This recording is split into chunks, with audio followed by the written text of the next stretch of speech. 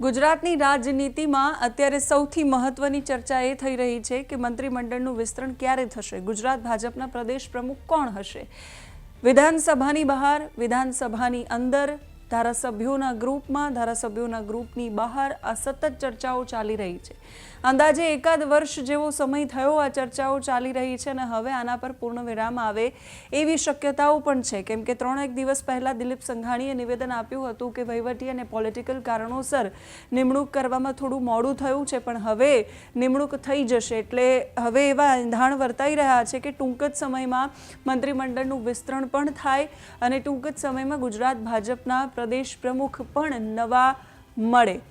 આ બધાની વચ્ચે ભાવનગરમાં ગઢડામાં કુંવરજીભાઈ બાવળિયા પહોંચ્યા હતા। કોળી સમાજના વિદ્યાર્થીઓનો સન્માન સમારોહ યોજાયો હતો અને સમારોહની બહાર જ્યારે નીકળ્યા ત્યારે પત્રકારોએ એમને સવાલ પૂછ્યો ગુજરાત ભાજપના પ્રદેશ પ્રમુખ વિશે અને કુંવરજીભાઈ બાવળિયાએ કહ્યું કે લોકશાહીમાં દરેકને માંગવાનો અધિકાર છે।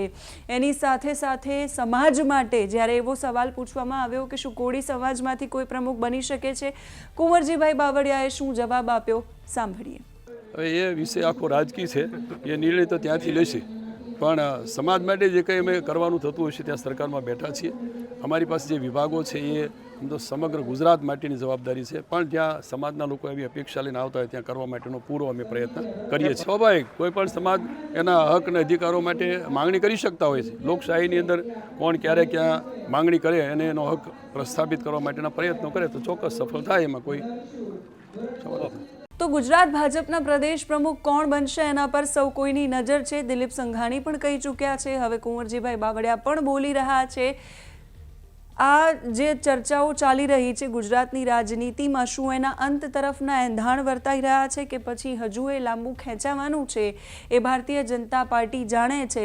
પણ જ્યારે પણ ધારાસભ્યો, મંત્રીઓ બધા જ ભેગા થાય છે ત્યારે સૌના મોઢે એક જ સવાલ હોય છે કે ગુજરાતમાં મંત્રીમંડળનું વિસ્તરણ ક્યારે થશે, કોના ફાળે કયું ખાતું આવશે, કોણ નવું સામેલ થશે મંત્રીમંડળમાં। એની સાથે સાથે ગુજરાત ભાજપના પ્રદેશ પ્રમુખ તરીકે CR પાટીલ પછી હવે કોને તક મળવાની છે, આ પદ પર સૌ કોઈની નજર છે, કેમ કે પદથી બહુ જ મહત્વના નિર્ણયો ગુજરાતની ભારતીય જનતા પાર્ટી માટે પણ લેવાતા હોય છે અને સત્તા માટે પણ લેવાતા હોય છે। સુકાન સત્તાનું કોને મળે છે, પદનું સુકાન કોને મળે છે, એના પર હવે સૌ કોઈની નજર છે। તમને શું લાગે છે ગુજરાત ભાજપના પ્રદેશ પ્રમુખ કોણ બનશે, મંત્રીમંડળનું વિસ્તરણ ક્યારે થશે, કમેન્ટ કરીને અમારા સુધી પહોંચાડો તમારો જવાબ। અત્યારે આ વિડીયોમાં બસ આટલું જ। નમસ્કાર।